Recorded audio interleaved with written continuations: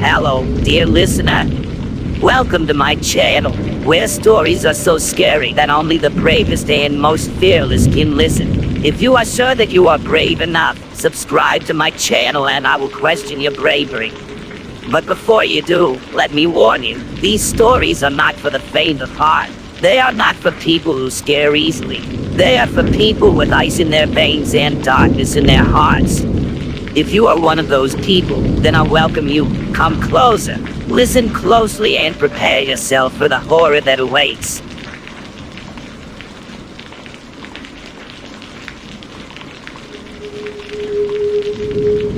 On April 18th, 1943, four young boys were playing in the forests of Hagley Wood near Witchbury Hill in Worcestershire, England.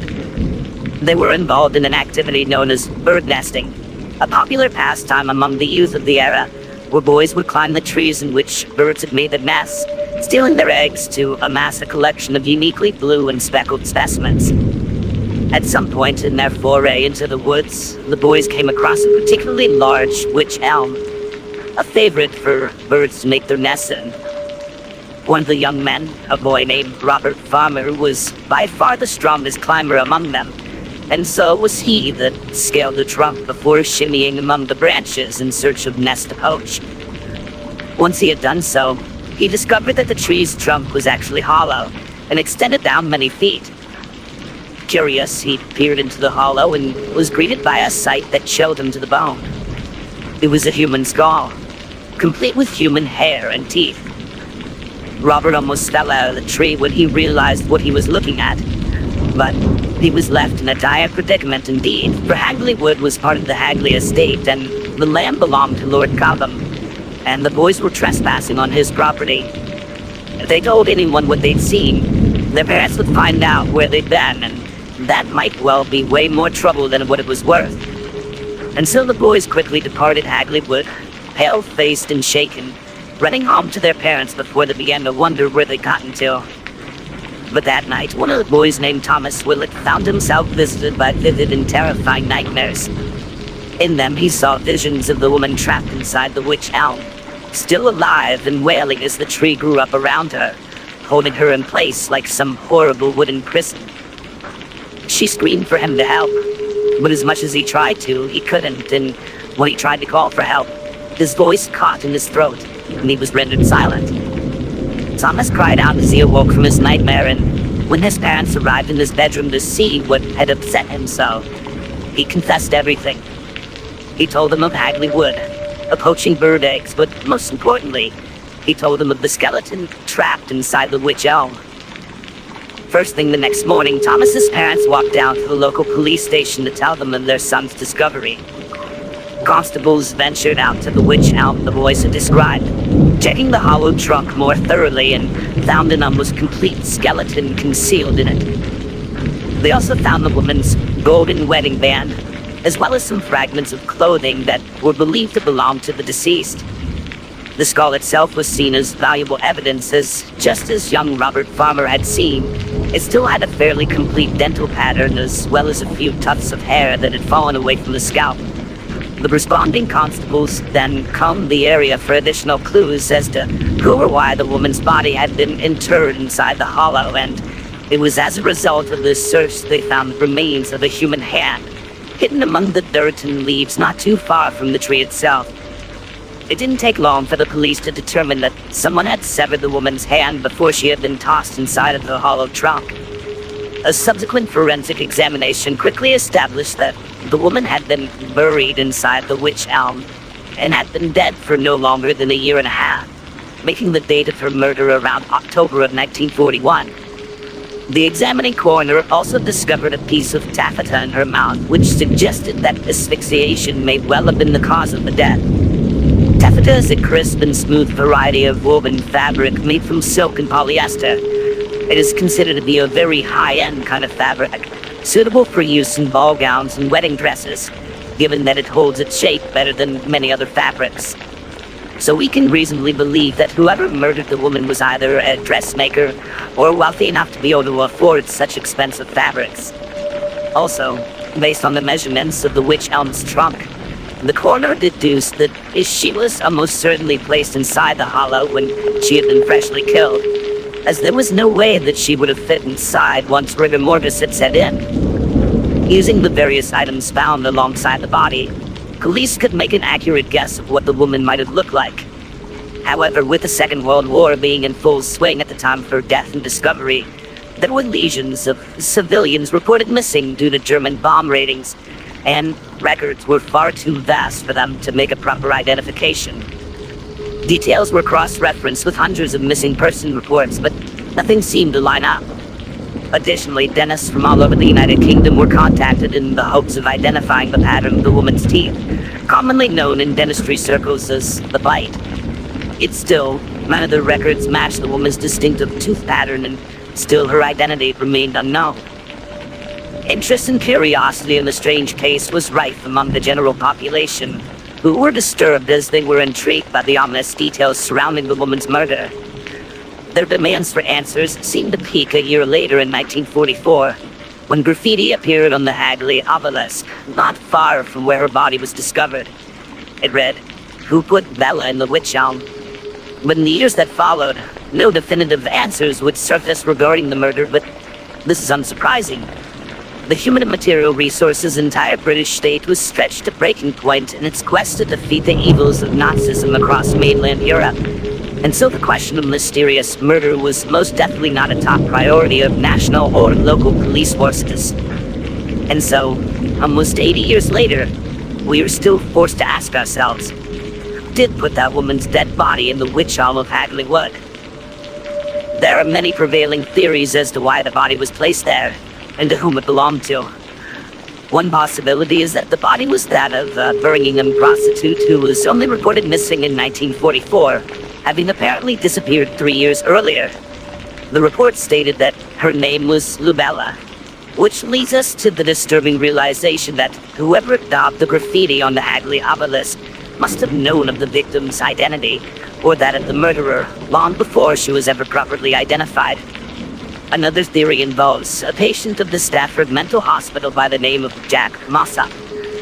Mossop regularly complained to the hospital staff of reoccurring nightmares involving a woman staring out at him from a tree.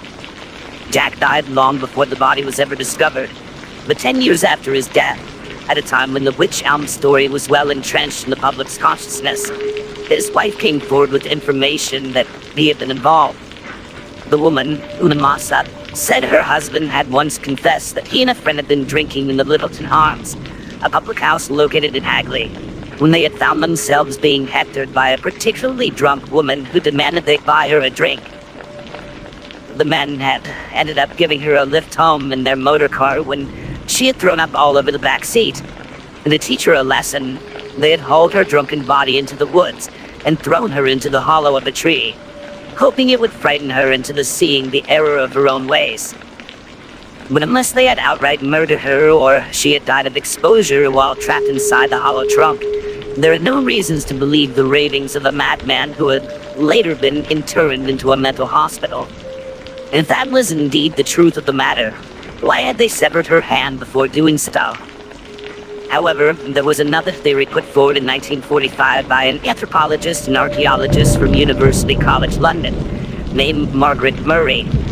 Professor Murray's suggestion is perhaps by far the most disturbing of all the possible theories regarding Bella's disappearance and death, and involved something that was long thought to be eradicated by the British Isles: witchcraft. Professor Murray stated that the fact that Bella's hand was severed makes the details of her murder consistent with an arcane ritual known as the Hand of Glory, which according to her could well have been performed by a group of local gypsies. According to old European folklore, a lit candle made of the fat from one who had died an unnatural death, then placed in their own severed hand as if in a candlestick, would serve as a powerful magical talisman. The Hand of Glory would render anyone to whom it was presented unable to move. This candle could be put out only with milk. The hair of the dead person was to be used as a wick, and the candle would give light only to whoever was holding it. Around the same time as her assertions surrounding the death and dismemberment of the mysterious Bella, Professor Murray linked the murder to the slaying of a man named Charles Walton, who was murdered in a similarly ritualistic fashion in the nearby area of Quinton.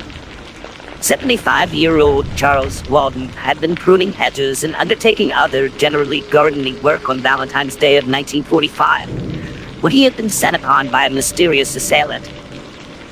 The murderer had been beaten by Dr. Walton over the head with his own walking stick, then cut his neck open with a slash hook and driven the prongs of Walton's own pitchfork into either side of his neck, pinning him to the ground. Mr. Walton's left hand had been severed, and despite many thorough searches of the area, was never found. Detective Superintendent Robert Fabian of the Metropolitan Police was sent to investigate the grisly murder, and wrote the following of his discoveries. I advise anybody who is tempted at any time to venture into black magic, witchcraft, shamanism, call it what you will, to remember Charles Walton and to think of his death, which was clearly the ghastly climax of a pagan rite. There's no stronger argument for keeping as far away as possible from the villains with their swords, incense, and mumbo-jumbo. It is prudent on which your future peace of mind and even your life could depend. Fabian also claimed to have spoken to many Quinton residents who believed that Walton was a witch whose powers were feared by some villagers. It was claimed he would cast the evil eye and kept natterjack toads as pets, using them to blight the crops and livestock of local farmers. Just one example cited by locals was the failure of the 1944 harvest.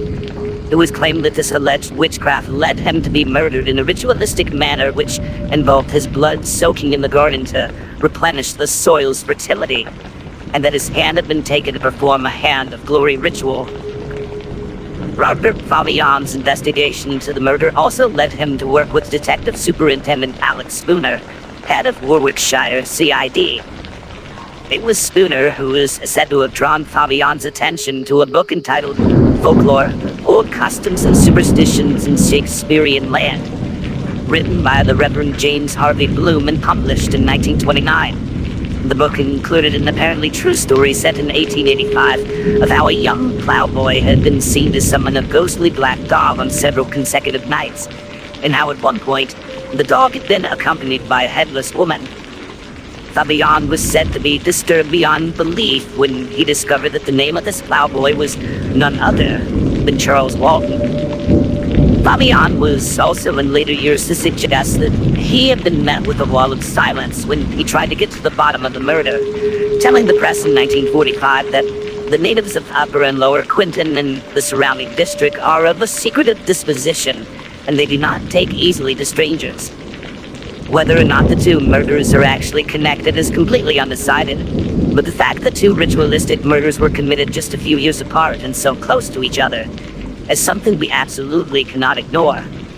Since the 1970s, some have even suggested that Bella had been killed because of her involvement in a German spy ring, but each theory put forward had been subsequently disproved.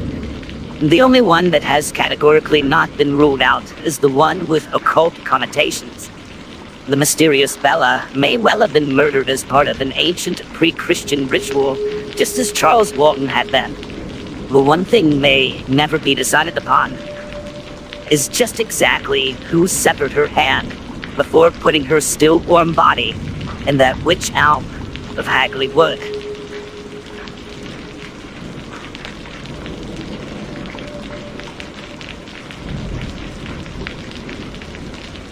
There is a place in western Norway, near to the city of Bergen, known as Isdalen, or Ice Valley.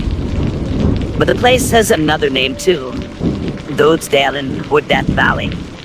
Death Valley earned its name from the huge number of steep, sheer cliffs, which in another age were known among the hardy Nordic populace as Ættestupa. These were places where elderly members of society who were no longer capable of caring for themselves and thus considered a burden could commit a kind of ritual genocide. When it was decided it was their time, older folks would be assisted in climbing the peaks of the Ættestupa, where they would then throw themselves into the valley below for what was hoped to be a quick and painless death. But sometimes, fear of the end would overwhelm them, and it was then that their accompaniment would give them the little push they needed to complete the ritual. It was here, in such a grim, foreboding landscape, that a Norwegian father decided to take his two daughters hiking in November of 1970. The trio were hiking along the popular trails of Ulriken, the highest of the 7 mountains that surrounded the city of Bergen, on their way to the restaurant that sits on the mountain's highest peak.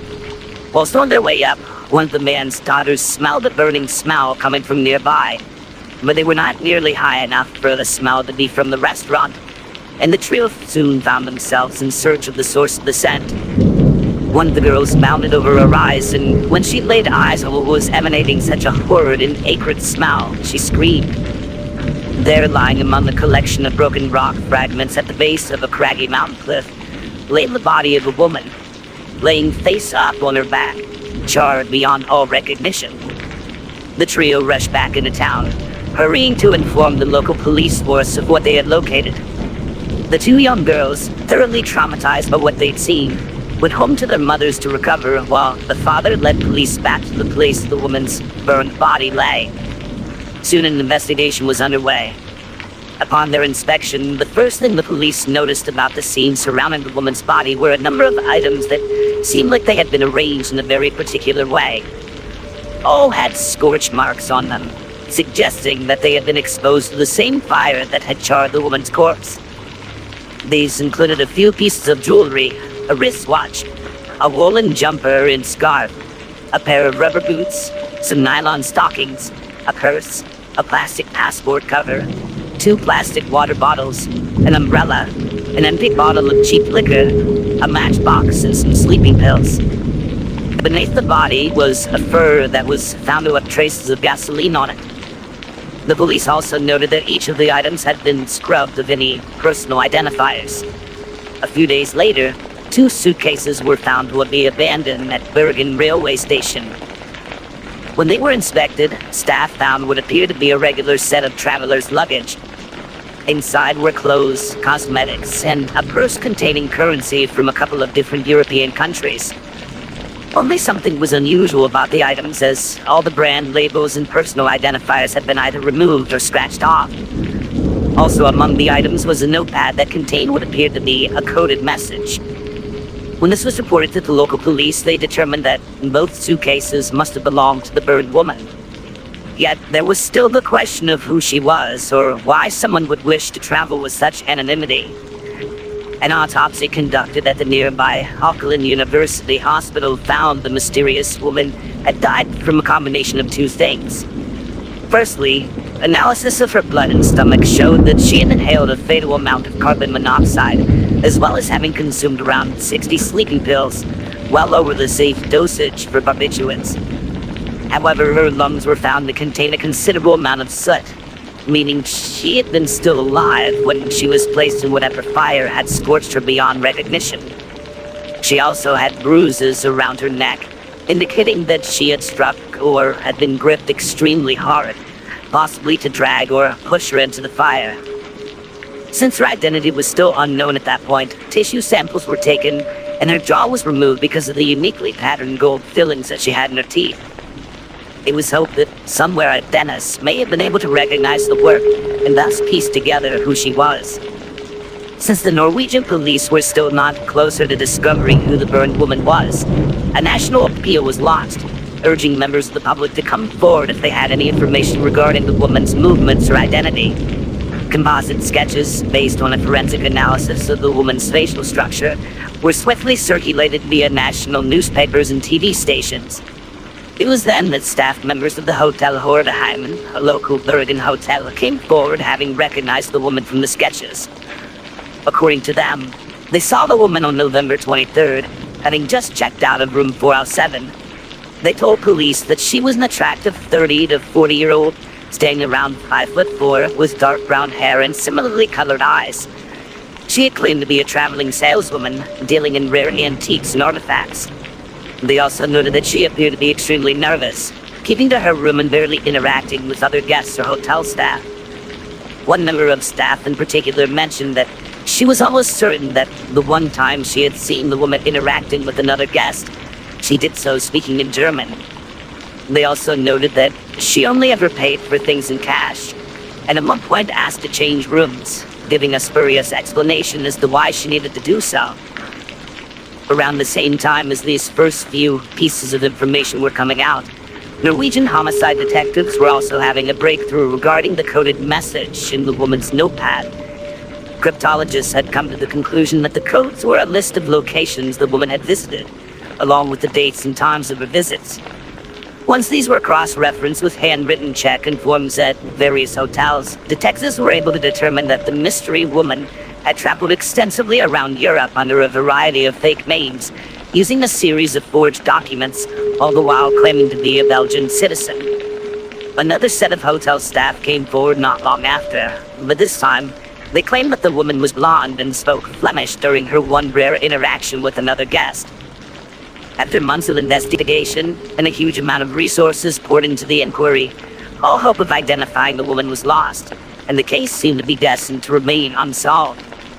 Despite strong evidence to the contrary, authorities were forced to conclude that the burned woman had ended her own life, since she had ingested a huge quantity of sleeping pills.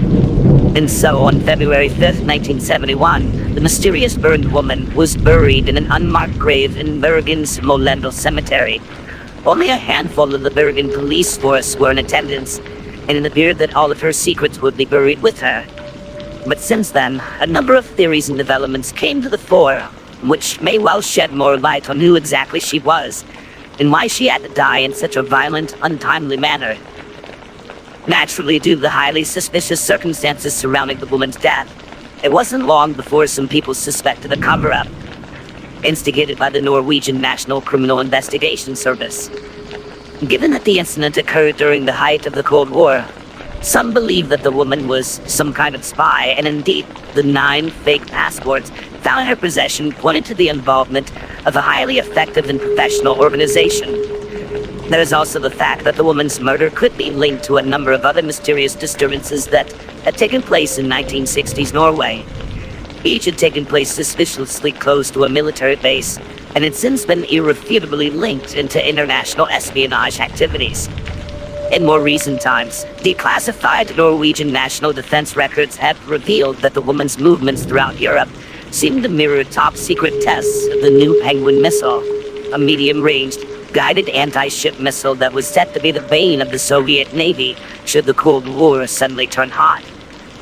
This has been supposedly backed up by the eyewitness's testimony of the Norwegian fisherman, who has since claimed that he recognized composite sketches of the woman, having seen her while observing military exercises around the Norwegian city of Stavanger. However, after 35 long years of half-truths and dead ends, a witness finally came forward with perhaps the most significant piece of information to date. A resident of the city of Bergen came forward in 2005 after seeing one of the composite sketches put together in the initial aftermath of the charred body's discovery. He claimed that the drawing of the woman's face was uncannily similar to that of a woman that he had seen around 5 days before the scorched body was found. He had been hiking on another one of the mountains that surrounded Bergen called Floyen, when he noticed a person in rather unusual attire. Instead of the standard warm and waterproof outdoor wear as is normally worn by hill hikers, he saw a woman dressed in light, casual clothing. According to the man's testimony, she seemed resigned, even melancholy, and for a moment seemed as if though she might say something to him, although she never did. It was then that the man noticed that the woman was being followed by 2 men wearing warm, heavy coats that had a distinctly foreign look to them. When pushed as to what exactly he meant by this, the man claimed they had very dark hair and eyes and were engaged in an intense conversation that they immediately ceased once they detected his presence further up the trail. The man also claimed he had gone to the police once the national inquiry had been lodged to report the encounter, but was visited by high-ranking Norwegian security officers who had told him to forget about what he'd seen. Obviously, the man's account gives a large amount of credence to the idea that there was some kind of cover-up over the Isdale woman's death, especially when coupled with the overwhelming evidence that she was in fact murdered and had not actually taken her own life. There are many unanswered questions regarding the Isdale woman, and as the years go by, it seems less and less likely that we will ever have the answers to them. But what seems abundantly clear is that she didn't die of her own volition. More often than not, those that take their own lives leave a note of some description explaining why they did so, or at least as a means to say the last goodbyes to those who are dear to them. It is invariably a solitary act. They do not carry spare clothes with them. They do not scrub the belongings of identifiers, and they most certainly do not set themselves on fire whilst incapacitated. We can safely conclude that the Isdale woman was murdered in some way, and what was becoming increasingly clear is that someone, or some collection of individuals, has done everything in their power to bury the investigation, as well as their true identity.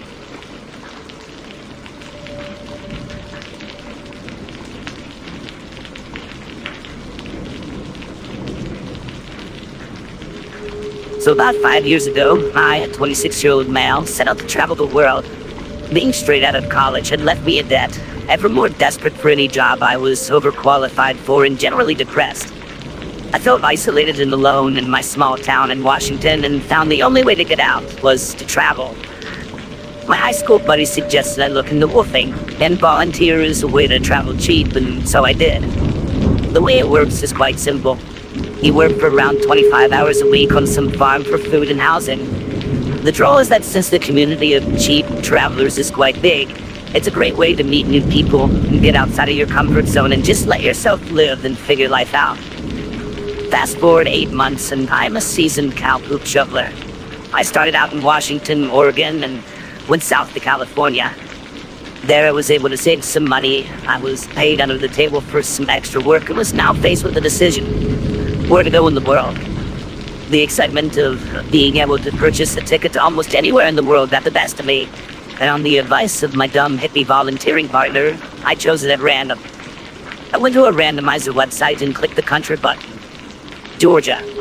The country of Georgia. To say I didn't know anything about it was an understatement, but the fear of the unknown made it exciting and exotic somehow, and so I did it.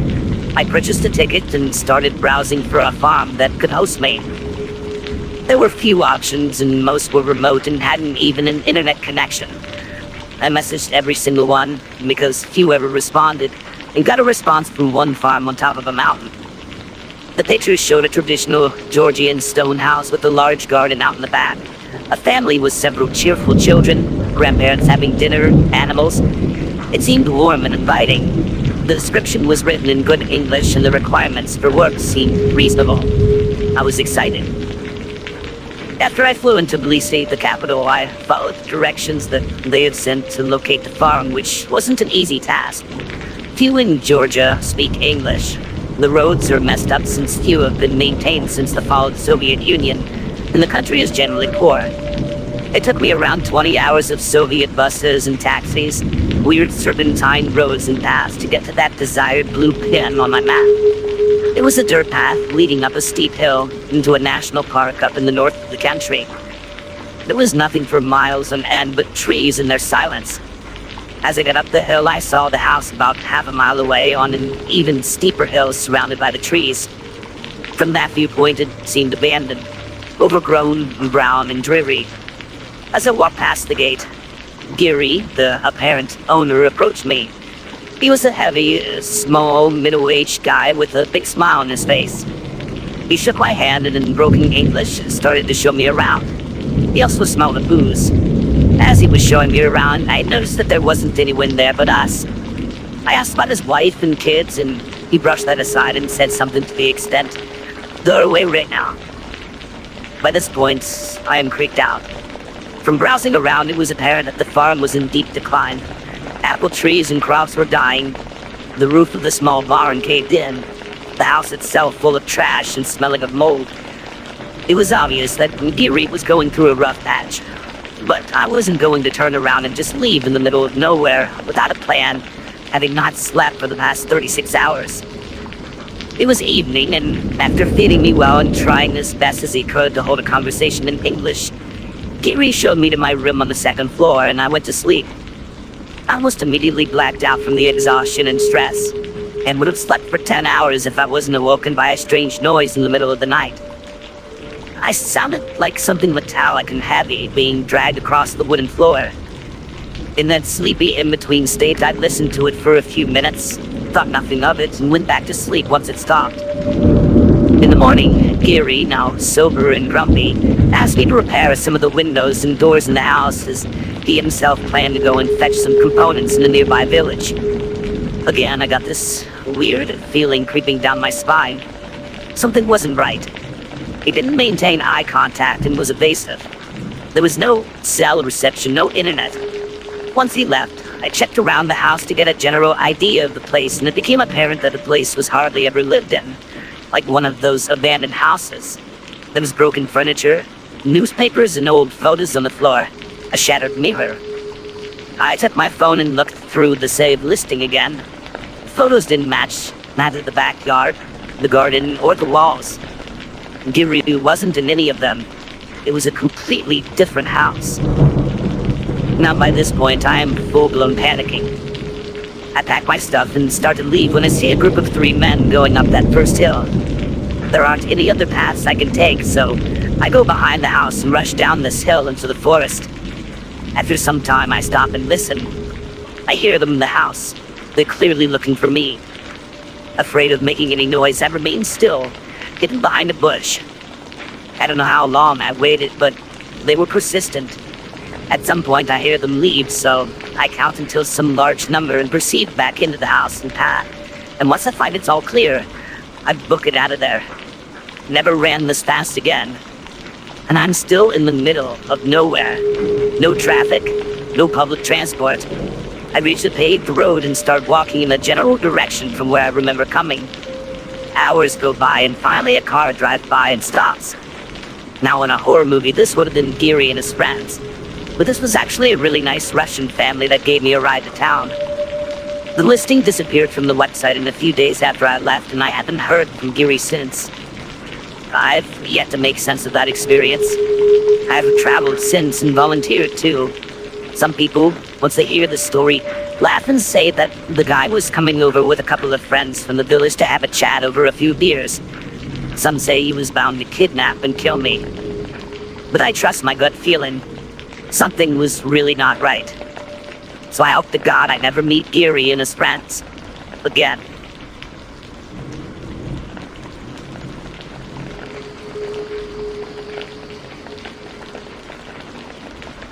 Jonathan Luna was born on October 21st, 1965 in New York City, son to a Filipino father and an African-American mother, and spent his formative years in the Patterson Housing Project near Yankee Stadium in the South Bronx. John made his parents as proud as can be, not only being the first in his family to go to college, but receiving a first-class undergraduate degree in law from Fordham University. He later studied at the University of North Carolina School of Law, where he was roommates with Reggie Shufford, who would later go on to be executive director of the ACLU of Pennsylvania. During the 90s, Luna worked at Arnold and Porter in Washington, D.C., as well as the Federal Trade Commission, serving as a prosecutor in the Brooklyn borough of New York City, before moving to Baltimore, Maryland to become an assistant United States attorney. Luna married obstetrician Angela Hopkins on August 29, 1993, and together they had 2 children. They were the modern nuclear family, leading joy-filled lives for many years. And that was until tragedy struck. A tragedy that would raise many questions in the years to come. While Jonathan was employed as an assistant United States attorney in Elk Ridge, Baltimore, his focus was on the highly noble task of convicting violent predators for their heinous crimes that they perpetrated. It was on the morning of the 4th of December 2003 that Jonathan left his home and headed to the office. The case he was involved with at the time revolved around 2 individuals who were suspected of dealing heroin out of their record label studios, known almost comically as Stash House Records. One of these men also happened to be facing a charge for homicide. Jonathan worked all day and late into the evening on a plea deal that was about to be offered to one of the supposed drug dealers, finally calling one of his colleagues around 9 at night to inform them that he was only just about to head back home. Yet according to the office's time clock, Jonathan didn't actually leave until around 20 minutes to midnight, and although he required prescription glasses to drive, he left them behind at the office. Information taken from CCTV cameras and Luna's credit card records indicate that He drove to the state of Delaware at around 1 in the morning, where he withdrew $200 from an ATM machine. He then drove through New Jersey and into Pennsylvania, where his credit card was used once again to withdraw cash from a bank machine. Luna's Easy Pass had been recorded as being used, but for some reason, after entering Delaware, he started to purchase toll tickets. The following morning, at around 5:30, an employee of Sensenhagen Weaver, a well drilling company in Denver, Pennsylvania, spotted the vehicle parked up behind the main building. He saw that blood had been smeared over the door and front fender, as well as there being a puddle of blood on the back seat. There was blood-stained cash all around the vehicle's interior. The drilling worker quickly called the police, and after a brief search of the area, Jonathan's dead body was found in a nearby creek. He had suffered more than 30 stab wounds and inflicted with his own penknife, having received knife wounds to his throat and genitals. Yet the actual cause of death was drowning from having fallen into the creek itself. Due to the puddle of blood in the back seat of the vehicle, investigators deduced that Luna had sustained the majority of his wounds while seated there. Police also found unidentified fingerprints in the blood, including unidentified blood which indicated that not only was Luna not alone back there, but that he had actually fought back against his assailant before succumbing to his wounds. This is where the case gets weird. Very weird. At first, the death was ruled an obvious homicide, one in which whoever had attacked Jonathan had initially been repelled by the man's own knife, before wresting it from him and using it to take his life. However, an FBI agent ordered the pathologist in charge of the post-mortem to chance his verdict to him ending his own life, despite the fact that Luna had wounds to his back that he could not possibly have inflicted on himself. Then a series of bizarre rumors involving Luna began to circulate around the media, some which asserting that he was involved in the embezzlement of $36,000. A reporter from the Baltimore Sun received an anonymous tip that Luna was also terrified of being found that he had ended his own life, though the source would provide absolutely no evidence of this. But there was also ample evidence that Luna was building a strong case against a ring of violent predators, some of which were employed at high levels of the federal government. It is possible that he was assassinated as a result of this very investigation. And why in the world would an FBI agent have such an obvious example of murder ruled as him ending his own life? We may never know just why such a good man was murdered in such a violent fashion, but what's clear is that no one has ever been convicted or even arrested for his involvement in that death. And given that there must have been ample forensic evidence, this makes for some very disturbing implications indeed.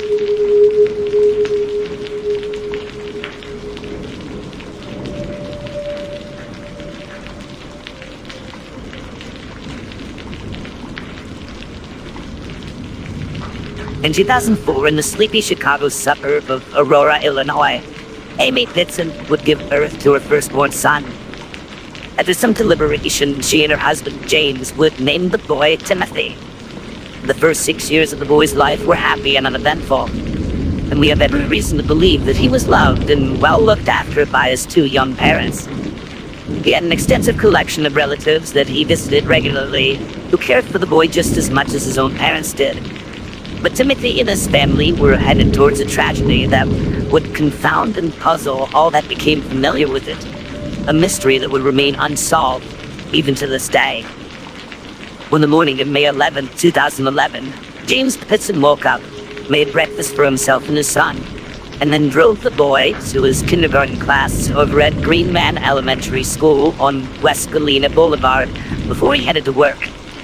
But for some reason, a short while later, just after 8 a.m., Amy Pitson arrived at the school, telling a member of the teaching staff that there was a family emergency and that she needed to take Timothy out of the school for the day. Timothy's kindergarten teacher naturally obliged his mother, letting the young boy out of class to accompany her wherever she was headed, after wishing her the best with whatever emergency she was dealing with. However, instead of dealing with this apparent family emergency, Amy Pitson's whereabouts are unknown until around 10 a.m. that same morning, when she arrived at a vehicle repair shop in Aurora.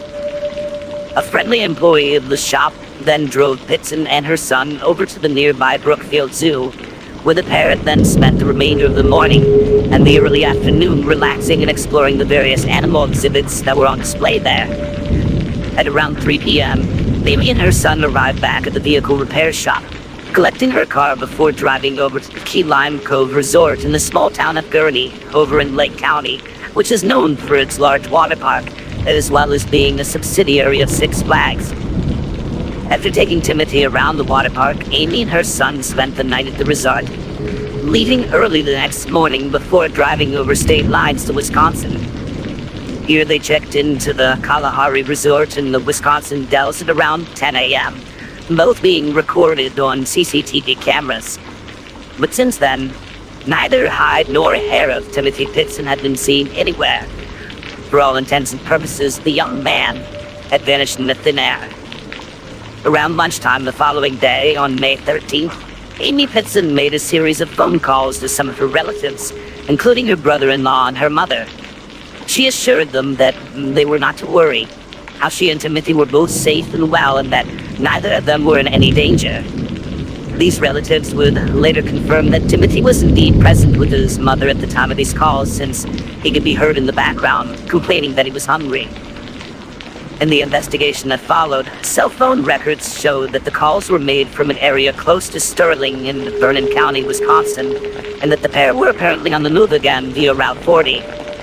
Yet contrary to what one might expect, Amy Pitson did not contact her husband, the one person you might assume that she would call to inform of her and her son's whereabouts. James had been frantic with worry ever since the evening of May 11th, when he had returned home to find the house empty, and had subsequently heard the news that his wife had taken Timothy out of school. On the evening of May 13th, Amy Pitson was recorded on the security cameras of a Winnebago Family Dollar store. She was alone when she purchased a notebook, some stationery, and some envelopes. She was still all on her own when she was sighted in a branch of Sullivan's Food, also in Winnebago, Wisconsin, where she apparently visited the pharmacy counter before swiftly leaving. She was not spotted again until just past 11 at night, when she had apparently returned to Illinois, checking into a room, the Rockford Inn in the city of Rockford. The following day, in the early afternoon of May 14th, a member of the housekeeping staff at the inn visited the room that Amy Pitson was staying in, with the intention of cleaning the room. There was no "Do Not Disturb" sign present on the door handle, and when the housekeeper knocked, there was no reply from inside the room. So against her better judgment, she unlocked the room and walked inside. There, to her absolute horror, she found Amy Pitson lying face up on sheets that were soaked with blood. Pitson had taken an overdose of powerful antihistamines before slashing her own wrists. She had also apparently left a note on a nearby dresser, stating that she was well and truly sorry for the mess that she had caused, but that Timothy would never be found. However, the note was quick to reassure those that read it that Timothy was in fact safe, with people who would care for him, but that it would be pointless to look for him since his new guardians had hidden him away and would never give him up. After being called, police quickly arrived on the scene to shut off the hotel room for forensic examination. They located the knife that Amy Pitson had taken her own life with, then, upon close inspection of her car, found traces of what appeared to be an alarming amount of her son's blood. Yet upon analysis, only Amy's blood was found to be on the knife found at the scene. To the relief of investigators, close relatives of the Pitsons revealed that in the run-up to Timothy's disappearance, he had suffered a rather large nosebleed in the car, and this is why so many trace particles could be found inside the vehicle. Amy Pitson's cell phone was nowhere to be found at the scene of her death, but it was later found in a grassy verge on the edge of Route 78, evidently tossed out the window of her moving vehicle as she returned to Illinois. But analysis of her cell records shed no further light on what she had done, nor why she had done it, and there were no clues regarding her son's whereabouts to be found. Furthermore, the analysis of Amy's vehicle revealed that at some point she had been parked in a grassy area. There were traces of clay embedded in the vehicle's tires, which investigators surmised had come from a place with a stream or river nearby.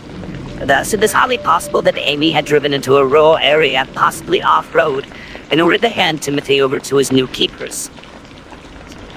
Pitson has since made it abundantly clear that he believes his son is still very much alive. In August of 2018, the since-canceled law enforcement TV show Live PD showed their viewers some digitally generated aged progression images showing what Timothy might look like at age 13. The guest on that episode of the show was Angeline Hartman of the National Center for Missing and Exploited Children, who urged members of the public to come forward with any and all information that may help police locate Timothy. But none of the calls that were made as a result came to anything at all. However, less than a year later, calls were made to police in northern Kentucky that brought a phenomenal amount of hope to those who wished for Timothy's return, but also revealed an unfathomable mystery and an unimaginable evil. On the 3rd of April 2019, citizens in the city of Newport called local police to inform them that a teenage boy was wandering in nearby streets, apparently in a daze, after having run across a bridge on the Ohio River. Police soon located the young man, who was shaken, distraught, and exhausted, and who required a great deal of consoling before he could even bring himself to speak. Police asked the teenager for his name, and his reply shook them to their core.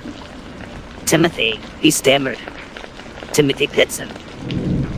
The boy was rushed to Louisville, Kentucky's largest city, where he was interviewed by detectives regarding his apparent disappearance 8 years previously.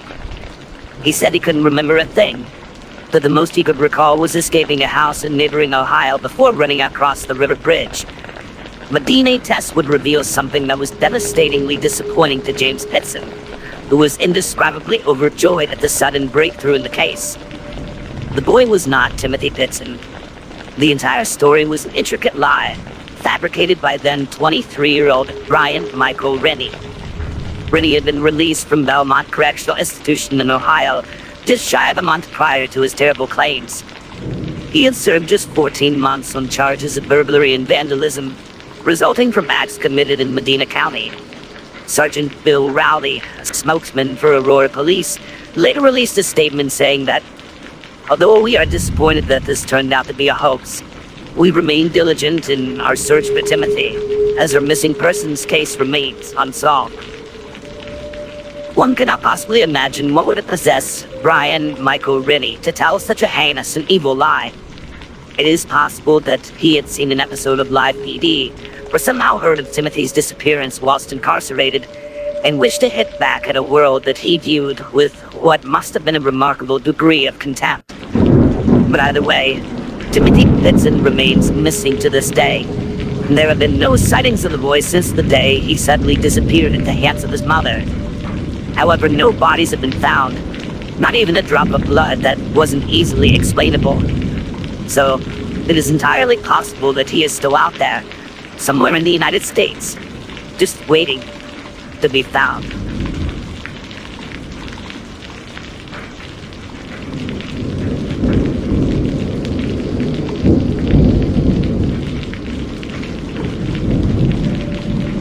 On the 27th of January 1959, a group of 9 Soviet hikers set off for the Ural mountain range in central Russia on a hiking trip that was to celebrate the 21st Congress of the Soviet Communist Party. Each was an experienced grade 2 hiker with ski tour experience, and given that they were all enrolled at the Ural Polytechnic Institute, one of the Soviet Union's most distinguished centers of higher education, we can safely assume that they were a hardy, focused, and highly intelligent group. But between the 1st and 2nd of February, a mysterious and tragic event resulted in the death of all 9 hikers. Despite a recent investigation by the Russian government, whose spurious claims that it was a heroic event in which there was no panic at all, many still claim that there are deeper and more terrifying explanations for the deaths than a mere avalanche. And given the Russian government's penchant for Maskirovka, the doctrine of denial and deception, there was good reason to disbelieve their claims. Before the hikers departed for the Urals, the group leader, Igor Dyatlov, had promised to notify the head of their hiking club as soon as they had returned to civilization. They had planned to return by the 12th of February, but Dyatlov had been clear that no alarm should be raised if they happened to be a few days late. However, by the time the 20th of February had rolled around, there was still no word from the hiking group. Relatives began to demand that a search party be formed in order to confirm that their loved ones were indeed simply delayed and not in any danger. The Euro Polytechnic Institute rounded up as many volunteers as they could to form the first search party that would trace the supposed route of the Dyatlov group. But as time went on, they were quickly joined by military and law enforcement search parties as the operation became increasingly hazardous. It was the 26th of February when one of the search parties finally located the first sign of the Dyatlov group. On the eastern shoulder of the Hyolat mountain, the group's damaged and abandoned tent was found. Known as the Hyolat in the indigenous Mansi language, the name means dead mountain, a heavily ominous moniker given the fate of the Dyatlov group. The scene confounded the search party. Not only had the tent apparently been cut open from the inside, but almost all of the group's belongings were left behind, including their shoes. So we can safely assume that the Russian government's claim that there was no panic involved in the incident is a complete fallacy.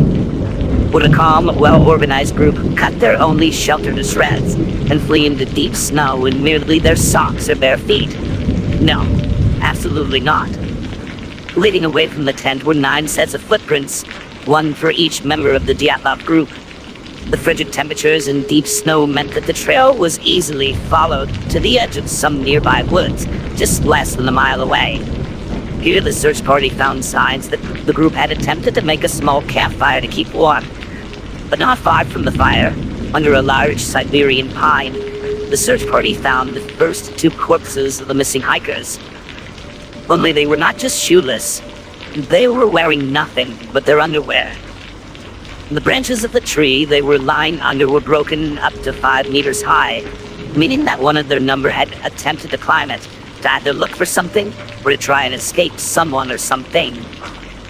In the area between the pines and where the group were camped, the search party found 3 additional corpses, including that of the group's leader, Igor Dyatlov.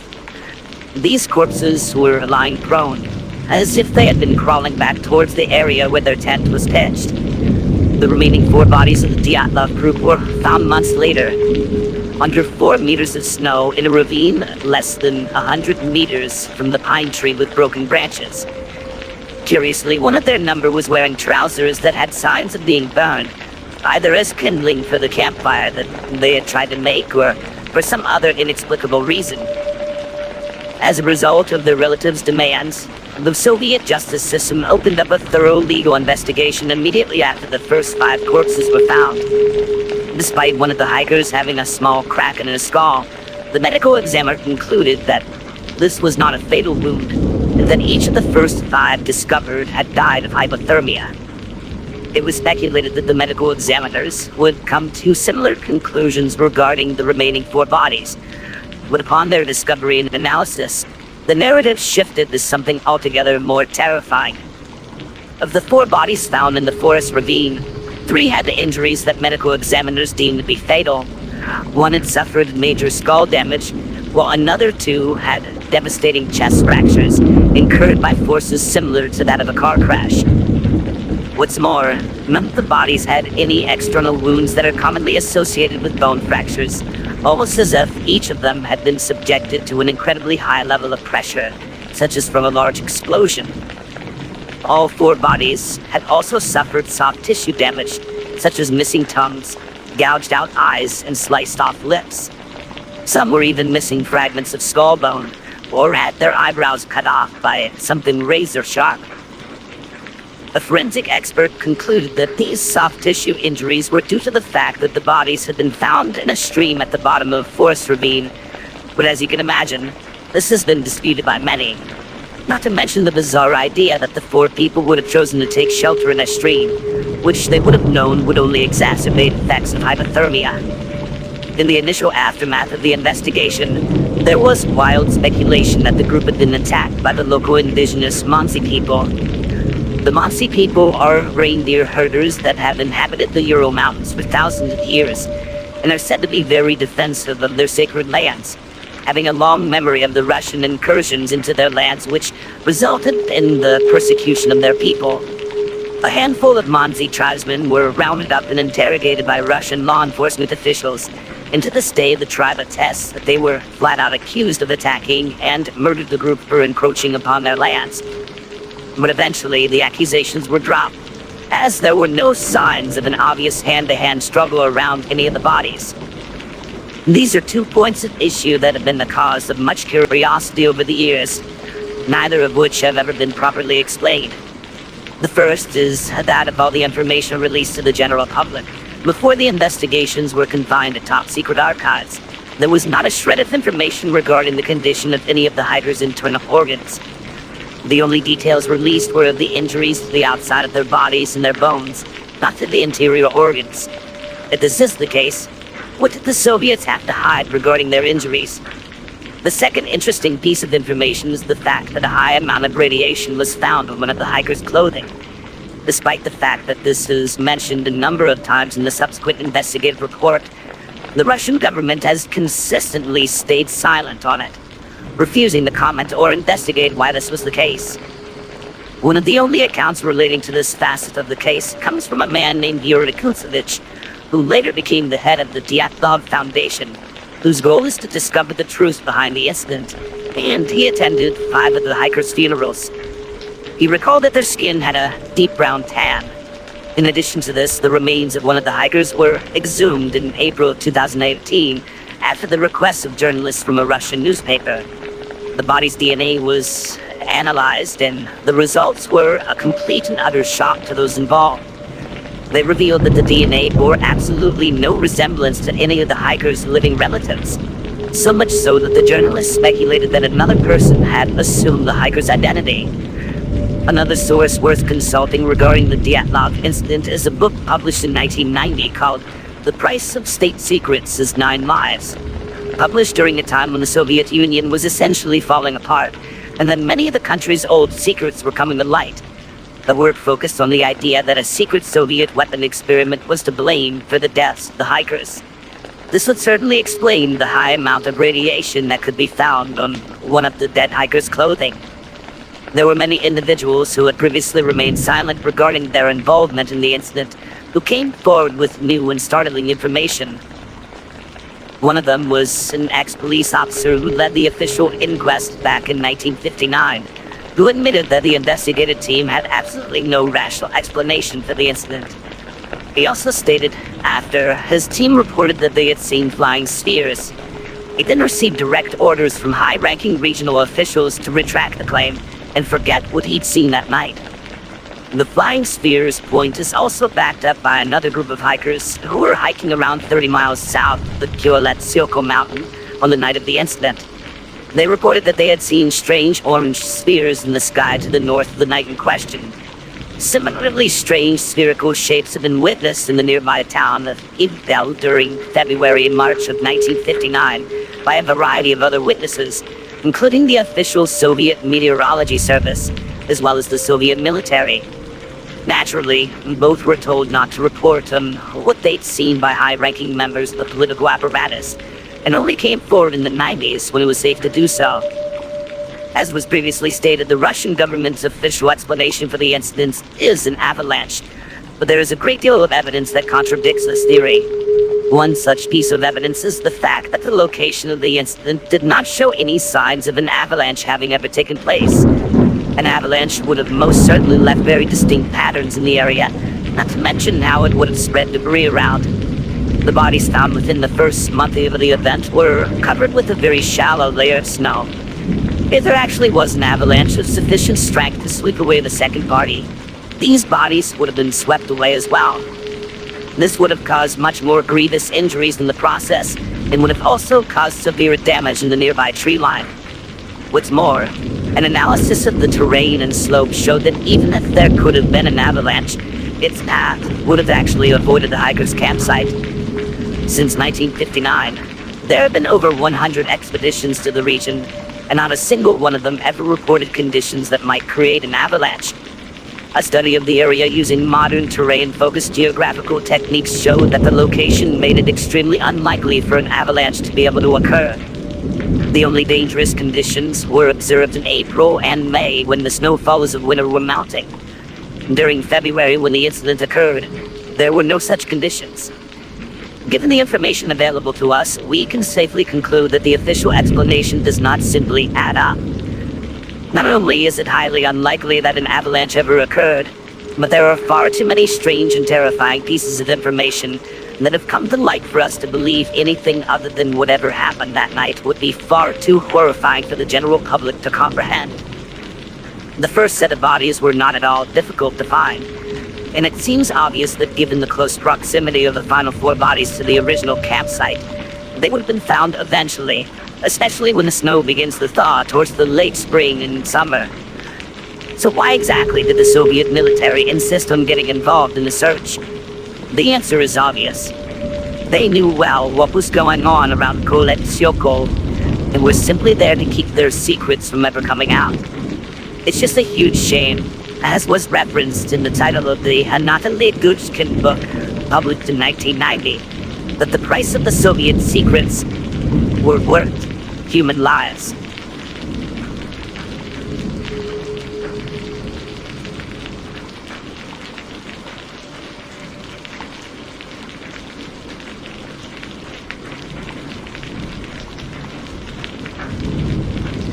So this happened when I was much younger. I want to say freshman in high school, probably like 2008. There used to be this road near where I lived in California called Croak Road. It was barely a road. No one traveled on it, and it was surrounded by small patches of forest and some abandoned barns and houses. I would typically go there with my friends to skateboard and hang out. This one night I was hanging out with 2 of my friends, Lucas and Dorian, and someone wanted to go to Croak Road to hang out since it was a creepy night.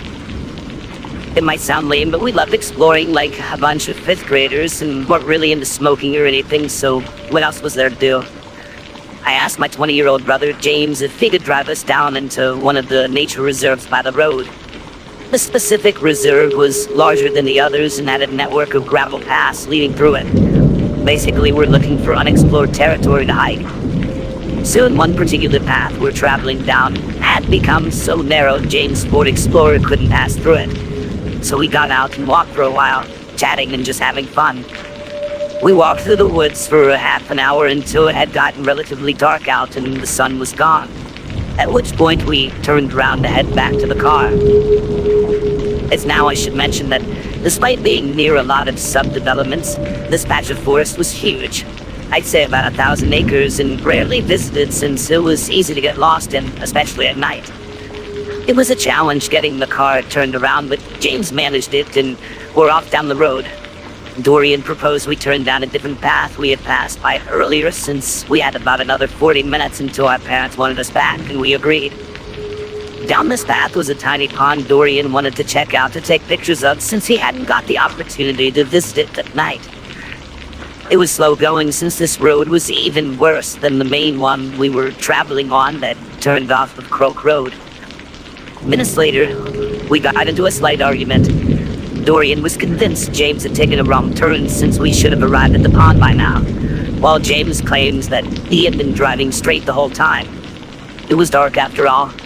Eventually we came to a fork in the road that none of us were familiar with.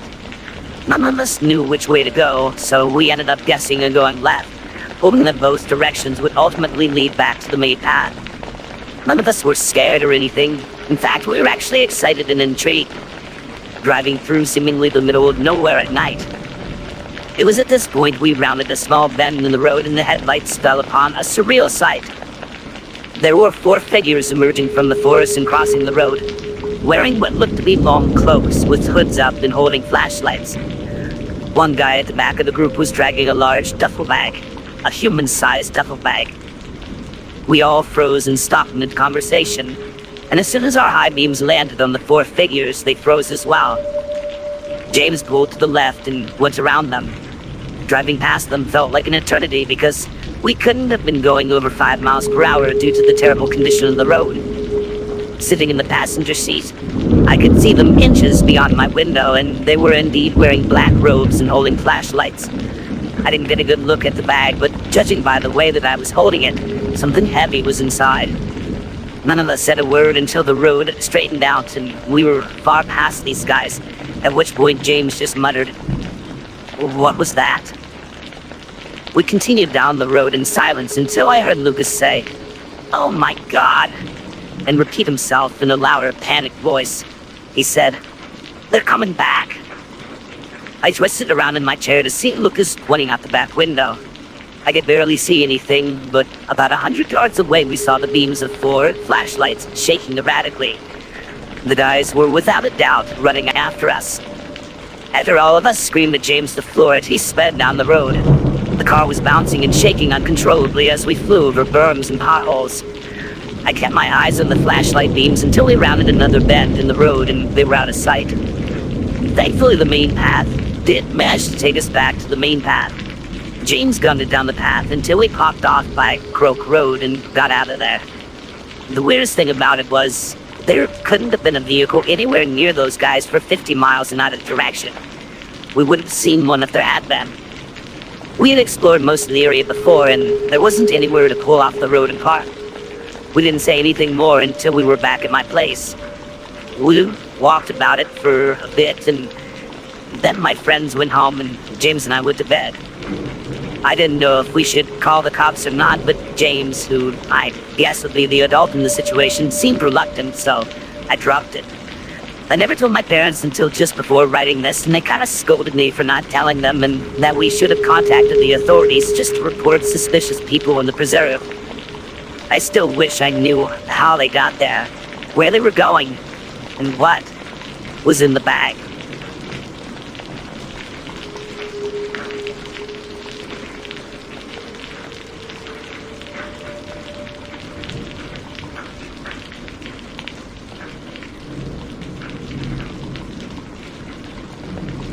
Wendell was a panhandler near my college. I always gave him my change when I had extra.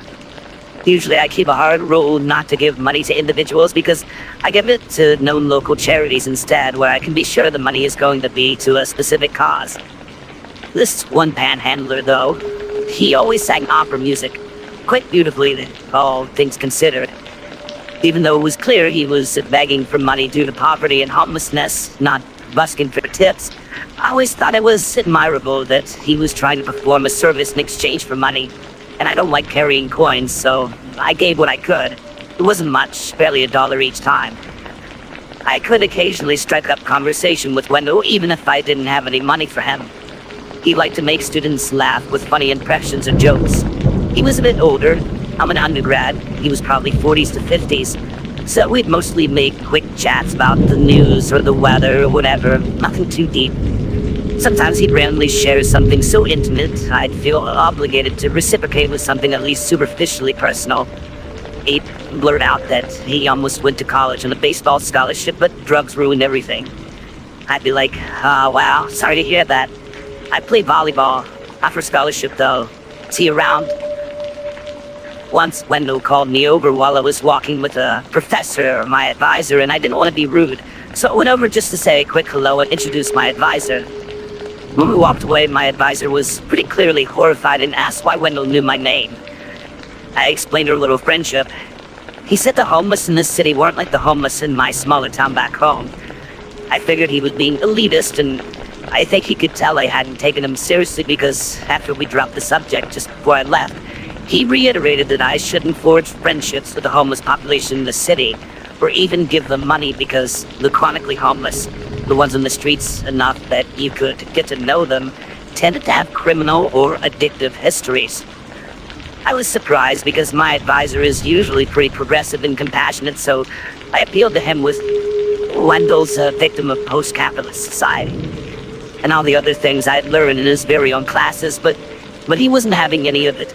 Basically saying, however, Wendell became chronically homeless. Now he was, and I should act accordingly. So my professor strongly implored me not to continue even talking to Wendell at all.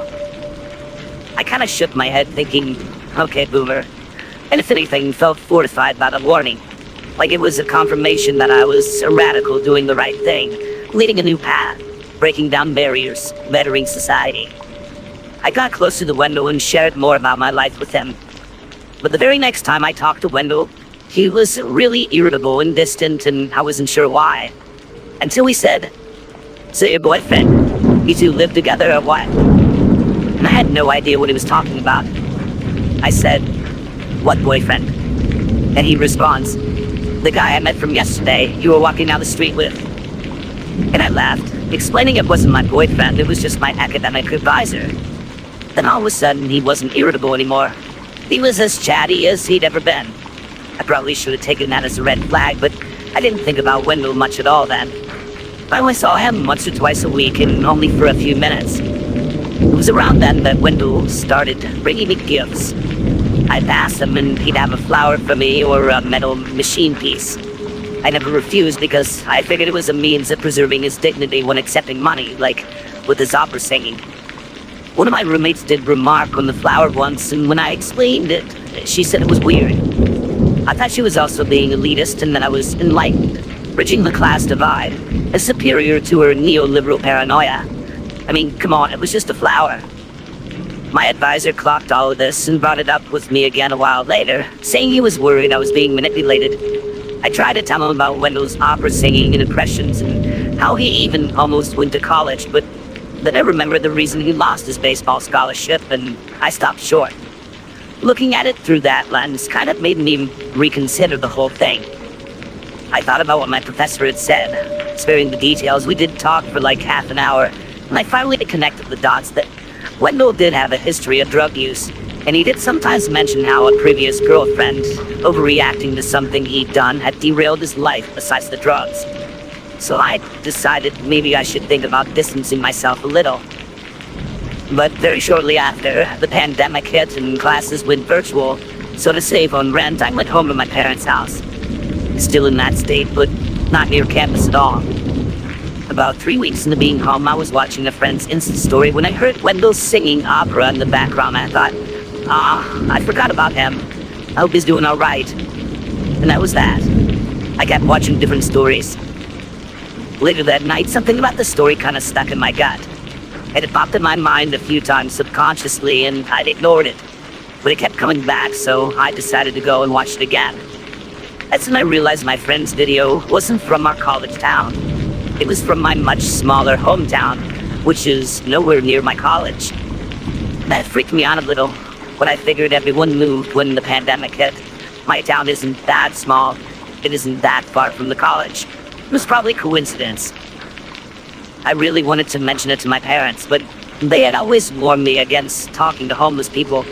Besides, like, can I buy you a meal? So I felt too embarrassed to explain the situation to them, especially since it was probably a coincidence, and I would sound so conceited if I were like, he definitely followed me because aren't I just so great that he's probably obsessed with me?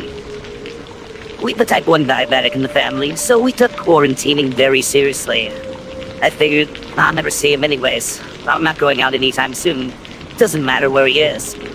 And nothing happened. Well, one thing, a girl from my high school who also ended up at my college called me and in summary said, "This is gonna sound really weird, but I feel like I should say something.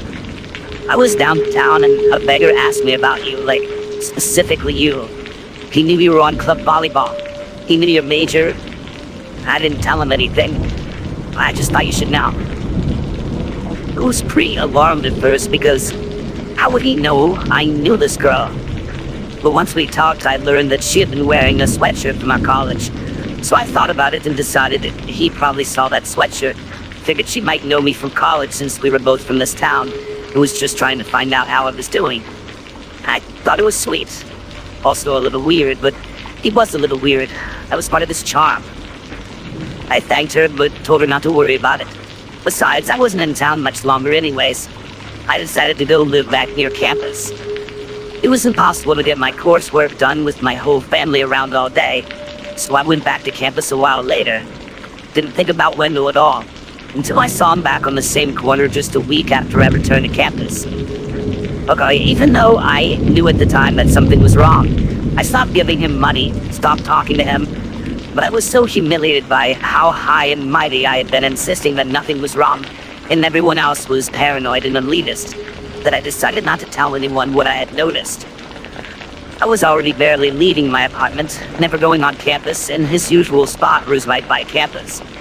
I felt bad about potentially hurting his feelings and reading too far into the situation, but I figured he'd get the message, and better safe than sorry.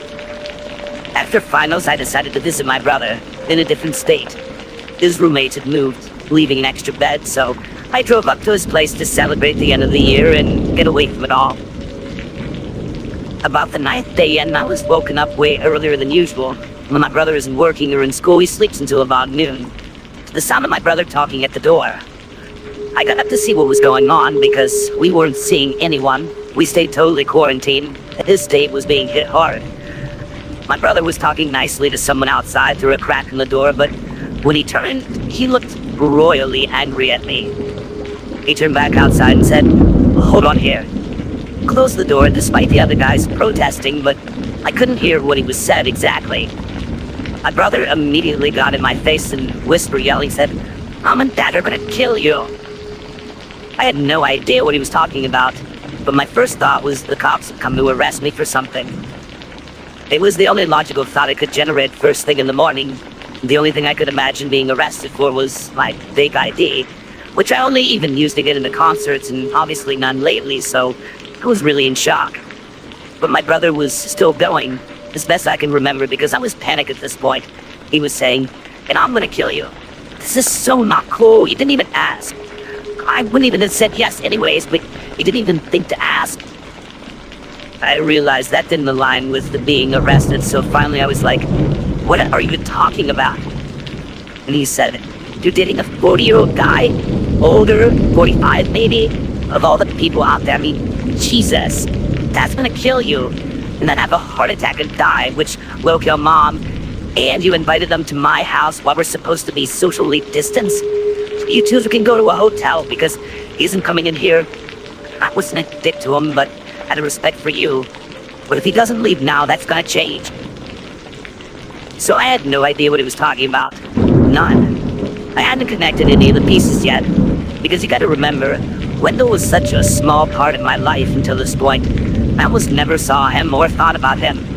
My whole world had been turned upside down by a pandemic in the preceding few months. He was background noise. Faint background noise. Compared to all the other stuff I had going on. So I just said the first thing that came to my mind. "Dude, I don't know why you're getting so mad at me. I don't even have a boyfriend. I don't know what you're talking about. Someone's got the wrong house, obviously." My brother looked like he was ready to rip my face off. He said, "Alright, adults, come on. Don't lie to me. I'm not Mom and Dad. Can't deal with this if you're gonna lie to my face." I said I wasn't lying, and I think he could tell from my expression and tone that I was genuinely serious. So now, he was as confused and irritated as I was, and he was like, he didn't just vaguely say he was here for his girlfriend. He used your name, you battled off a ton of very exact info. I think he said yeah, he said you guys had a fight and he was here to work things out. Now, I've been looking for a boyfriend for a long time, so I was half thinking, maybe dreams do come true. Might as well see who it is. But I was also starting to feel a bit sick.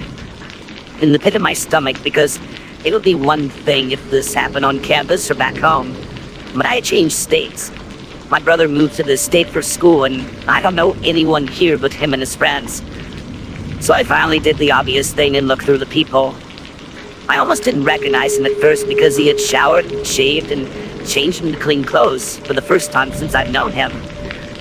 But I kid you not, it was Wendell standing at my brother's doorstep, hundreds of miles from his original quarter.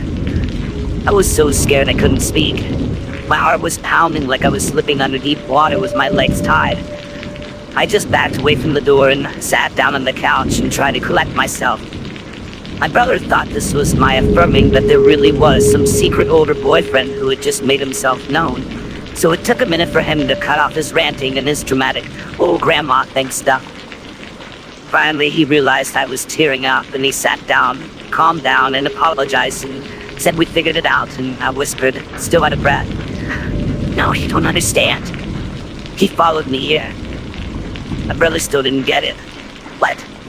He didn't want to come here? What was your fight about?" he asked, still thinking the guy was my boyfriend.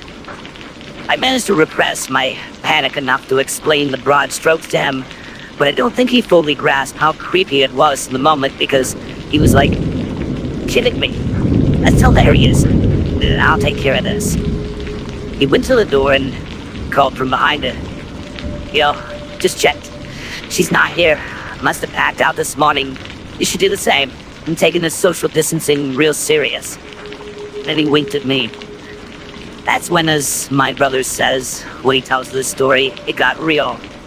Wendell said, "You're lying. I heard her in there. Tell her I'm sorry. I don't know why she's been avoiding me, but I got cleaned up for her, and I'll take her anywhere she wants to go. Tell her that. Tell her. And don't lie. I'll know if you lie." That rubbed my brother the wrong way, and he said back, "Bro, you're not taking her anywhere. I'll get off my deck before we have a problem." And Wendell sounded like he was walking away, but instead, he was going over to the window. When I saw him staring, he looked different than I'd ever seen him before. Even than a few seconds earlier when I glanced at the peephole. His clothes were clean, but they didn't fit or match. Eyes bugged out of his head. White stuff caked on the corners of his mouth. I hadn't noticed at first. Shaking, kind of disconnected from reality. He started banging on the windows, shouting things like, "That's my girlfriend. You can't keep her in there. You, let her out. Let her out. I'm coming for you, baby. I'm coming." I couldn't tell if it was meant as a threat or a reassurance. I was so scared. I was too scared to run or even move. I think my brother was almost as surprised by the sudden outburst. He was rolling up his sleeves like he was prepared to go out there, and I was trying to make my voice work to beg him not to.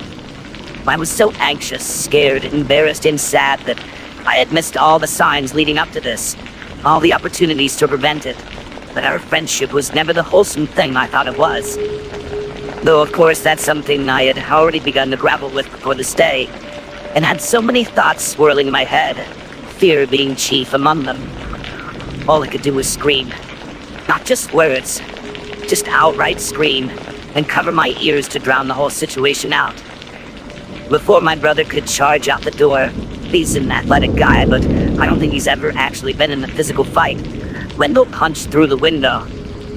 Nothing actually happened when he punched, though, and there was an eerie moment of silence where nobody moved. I think I even stopped screaming. But when he pulled his hand back, everything went to chaos.